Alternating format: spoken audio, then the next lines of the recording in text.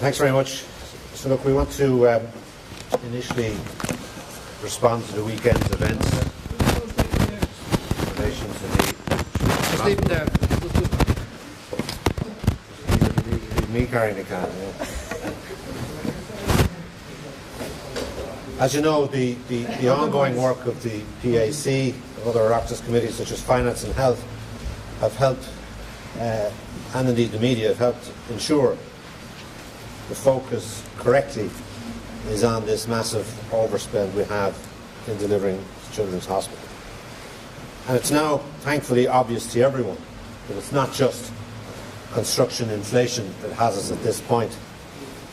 We are, of course, 4 times the original estimate in relation to delivery of that hospital. And nobody, including ourselves, obviously disagrees that the hospital has to proceed. But the government and Fine Gael cannot, on the one hand, claim to be the party of prudence, claim to be the minders and the champions of financial management.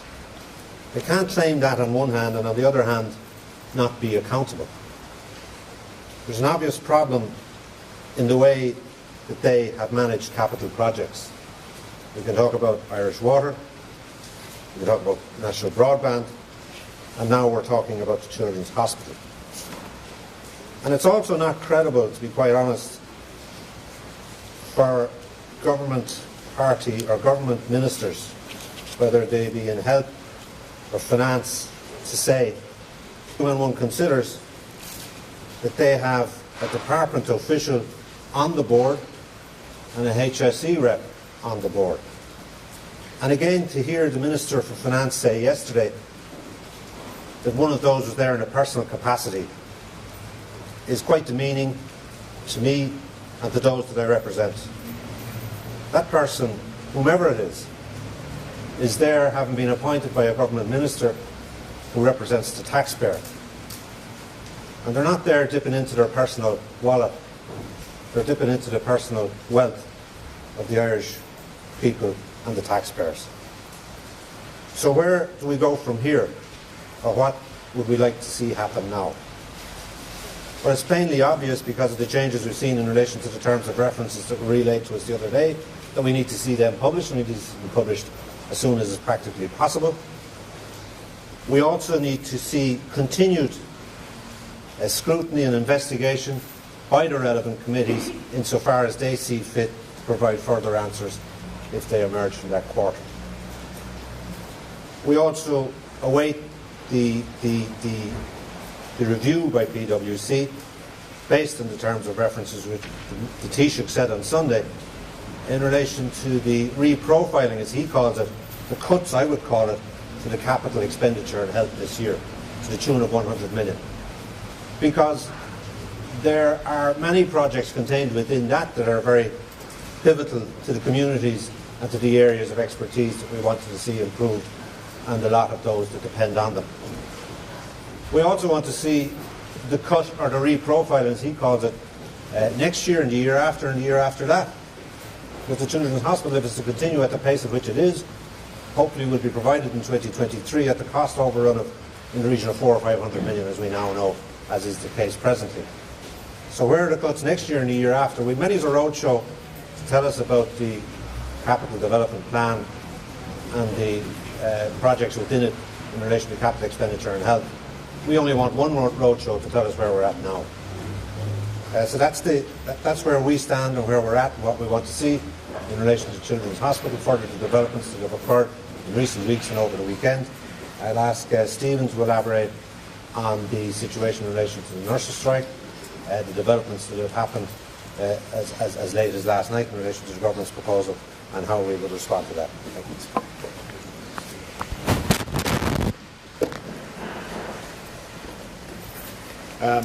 We note with disappointment that the government has allowed today's strike to happen, which clearly has very serious effects on patients and their families. The government last night engaged in a deeply cynical exercise, putting spin ahead of actually trying to get this situation sorted. The government proposed that they'd sit down with the INMO and in so doing ruled out the issue which is at the core of the strike, and then tried to let it be known that they were the ones who were being reasonable and they were the ones who were willing to sit down. 9 hours were spent in the Labour court between government officials and the INMO, and the Labour court asked both sides to go away, consider their position and come back with a considered position. The government has failed to do this. The government didn't even have the courtesy last night to engage directly with the INMO and to make that offer to the nurses and the midwives. Instead, they decided to do it via the airwaves and then roll on the government ministers to say they had done everything they could, knowing absolutely, clearly, that the INMO would not be sitting down to engage with the government when the government's precondition was that the one thing the INMO wanted to talk about wasn't going to be engaged in. The knock-on effects of this strike are very serious. We all know that at some point it will be resolved. The only question really is how much damage the government is willing to allow before it takes its obligation seriously and sits down and engages meaningfully with the nurses and the midwives. The General Secretary of ICTU has stated clearly that she believes that this dispute can be resolved within the parameters of the public sector pay agreement. The government has consistently used that as a defence, that there's no way to address the issues being raised without fracturing the public sector pay agreement. Well, ICTU appear to disagree with that. So there is room for engagement, there is room for meaningful engagement within the parameters of the public sector pay agreement. We believe that an urgent and independent review is required to look at the issues of pay inequality, to look at the issues of staffing, of patient safety and of conditions. The reality is there is a recruitment and retention crisis. The report from the Pay Commission last year specifically referenced a drop in psychiatric nurses, a drop in community nurses, and issues in acute settings, in ICU, in emergency, in theatre. So there is plenty of room for engagement within the public sector pay agreement. And my colleague, Margaret Murphy-O'Mahony, is just going to talk specifically about some of the particular damage that the government is allowing happen today with these strikes. Do you know what is very sad and very disappointing today is that the government have allowed our most vulnerable to be hit in a big way today. People with a disability, particularly those with an intellectual disability, they need routine, they need sameness. And yet their daycare and their respite facilities are being very, very badly hit today. So I am really, really disappointed in the government to allow people with a disability to be hit in such a very, very harmful way today. And it is a sad day for our country that they have allowed our most vulnerable to take a hit like this. Sorry, can I ask you, while we're waiting for the PwC report to come forward, what do you think the government can or should be doing in the meantime? Do you think that the government tentatively hide behind waiting for PwC to report before they can do anything more of it? Well, like I said, first of all, to publish the terms of reference by which the PwC will do the report. And, some of the references have changed, as you know, over the course of the weekend. So we want to see them published and want to see show me the money, in other words. What's on this and how can it be done, and will its work be effective? And we hope it will. As I said, parallel to that, there is a continued responsibility on those from within the Oireachtas on the various committees who wish to question those with responsibility in this area. I think that should continue, because if it weren't for that level of an intensity of questioning, we mightn't be where we're at today. Barry, is it credible for Pascal Donnelly to say essentially he know nothing about the cost overruns until November, when a senior official from his department was appointed onto the board knew about it in October? I referenced that in what I said earlier. I find it quite hard to credit, hard to believe, hard to understand if you appoint somebody to a board that you wouldn't be conversing with it as to the workings of that board. And for him to say yesterday that this person is acting, has an obligation to the board of which he's on, he has. He's an equal obligation to the person who appointed him. And it's not just the person that appointed him, it's the office that appointed him and what that office stands for. That office stands for a member of government whom is appointed by the Dáil, which is representative of the people, which has a duty and responsibility to taxpayers' funds. It's not his own money he's spending. It's our money. It's your money. It's everybody's money that's listening. And we all, as I said, want to see a children's hospital, but we don't want to see it in the way in which they are blasé about how that money is spent. Do you believe Pascal? Do you believe he knew nothing about it for another month? I believe it's very unfortunate if he didn't, and it's quite unbelievable that he didn't. But I mean, he'll offer an explanation as to how he directed that person to act on behalf of the taxpayer when he appointed them to the board. You know, the minister, the Taoiseach, said on Sunday that the responsibility for its delivery lies with the board, and there's a political oversight lies with the government. Well, the board would appear to be failing in their responsibility. The government, are they failing in relation to political oversight? Well, they're questions that will be answered over the course of the coming weeks, not least by the PwC report, if the terms of... As we speak now, work is still ongoing at the site at the Children's Hospital. Do you think that should be paused pending the outcome of the report? No, I don't. I think it was a rush. I think Sean Fleming made the point last night, and he was quite right. There appears to have been a rush on the part of everybody concerned with this to get people, to get a contractor on site. But the day they put him on site, but the day they put a contract in place and this thing takes hold, and you can't reverse that. You can, the PwC, as Stephen has alluded to in relation to a term of reference that he wants, and that we obviously agree with wholeheartedly, is that they should also be charged with the responsibility of finding ways and means by which the overrun or future overruns can be arrested. Sean Fleming also made the point that flow of information from top to bottom, from government to departments, that must be included in the PwC report in full and ensure that. Yes, I agree with that. And like I said, that's why we need to see the terms of reference, because just because they're published doesn't mean they're agreed. Would St. Paul be calling for Simon Harris's resignation if it wasn't the company? Not necessarily. Like I said to you, we'll allow adjudication on that point when we've exhausted all avenues and explore all methods to find out exactly who was at fault, why they were at fault, and how it can be corrected. Do you think that idea of an alternative site being looked at either by PwC or by the government, is that dead in the water, or is it... I don't believe that's credible at this stage. Like I said to you, the cost of moving to another site might be far greater now, considering the fact that you have a contractor on site and work progressing as it is. Can I just say one thing I find amusing is that if we ever question Minister Harris or the Taoiseach about the overspend, they keep coming back to the merits of the hospital. There's nobody denying the merits of the hospital. So, they really need to answer the question on the overspending. Stephen, on the pay issue, you rejected the government statement last night that we want to talk about pay. So if you are to bring them into talk, you're effectively talking about awarding some capital pay to the nurses and secretaries. Well, the issue has to be dealt with. The INMO have put it on the table. They're asking a very reasonable question. A newly minted nurse and a newly minted physio walk in the same hospital door on the first day of work, and the nurse is paid €6,000 or €7,000 less. They both have honours degrees. They're both equivalently qualified. Does that seem fair? It doesn't seem fair. On top of that, we have a recruitment and retention problem. So do you think that they should be equalised with physiotherapists and their people who have a degree standard qualification? Yeah, we have to find a path to deal with the issue. Now, critically, the INMO are not looking for a blank cheque. They've never said they want a €300 million cheque, and in fact the €300 million figure didn't even come from them. The government are trying to paint this in terms of affordability.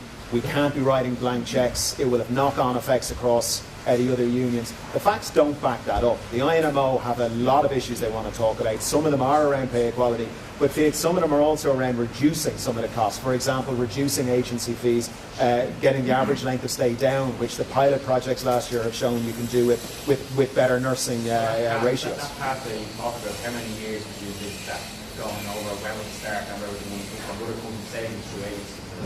Well, that's a matter for the government and the INMO to negotiate. At the moment, the government is saying they won't sit down.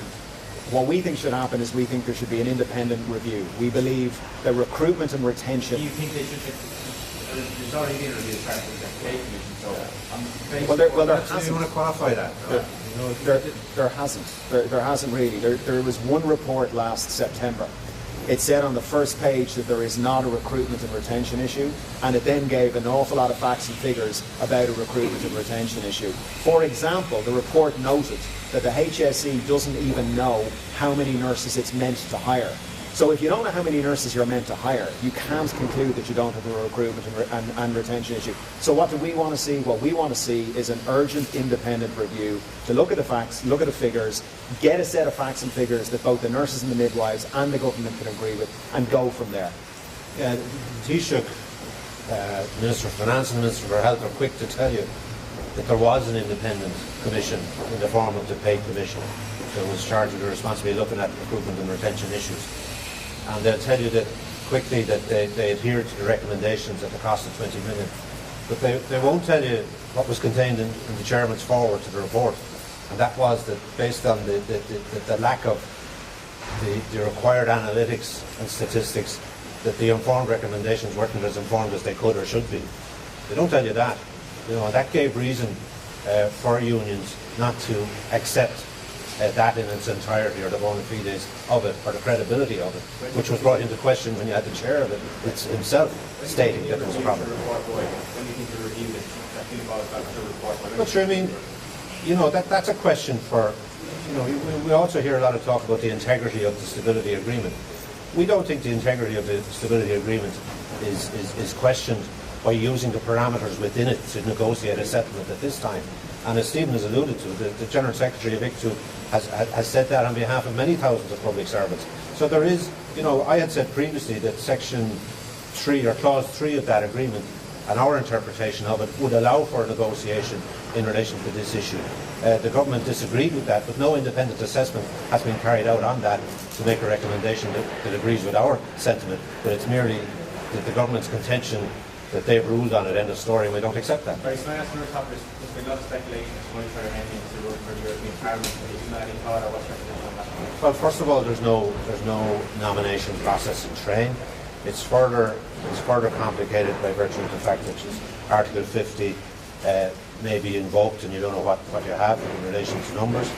Thirdly, our strategic committee that is charged with the responsibility of making recommendations is continuing and hasn't made recommendations yet. If and when it does that, many others aside from me might consider that option. I'm not leaving the door open at all. I'm saying that it's not up. It's either speculation and it's pure conjecture on your own part because of what I've said. Are you thinking about it or not? The position is that anybody can think about it if they so wish, if and when the goalposts are on the pitch and they're not on the pitch. Stephen, just on the question of the hospital, Barry just said there that he doesn't believe the review should look at revisiting the site. You said in Morning Ireland yesterday that you believe the site is still wrong and that you would like to review. Is there a difference of opinions here? No, I don't think so at all. What I said in Morning Ireland and in subsequent interviews was I think it is highly unlikely that any review would find that at this point the site should be moved. My own personal view is yes, it was put on the wrong site. You suggested it should be reviewed. Yeah, so what I said and what I will maintain is I'm being contacted by a lot of parents with sick children around the country. And ultimately, there's a lot of focus on the Minister, there's a lot of focus on PwC. Ultimately, this is around those very sick children and their parents. And what a lot of them have said is they would like to see it looked at. So what I said on Morning Ireland was, out of respect to those parents and their children, why not ask PwC to include it in the terms of reference? I am pretty sure that PwC would come back and say it's not possible to move it. I agree with Barry. I think it would be highly unlikely or improbable, given where the project has got to, that there would be any recommendation other than continue where we are. But critically, as Barry said, we've got to look at reducing the costs. The government missed a golden opportunity. They were told about this in August. They signed a cheque for €1.7 billion in December, and they appear to have done nothing to try and bring down the costs.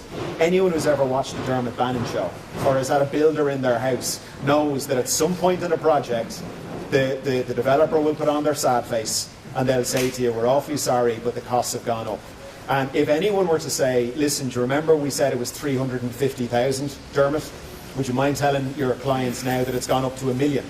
Even Dermot Bannon would sit down with it and say, my clients don't have that kind of money, so what we're going to do is we're going to sit down and we're going to reverse engineer out of this building some of the costs that you put in. For some reason, even though they were told last August they didn't do that, and it's still not included in the draft PwC terms of reference. Stephen, can I just ask, the Controller and Auditor General indicated last week that in his opinion their ultimate responsibility for this lies with the Department of Health and that it is a Department of Health project.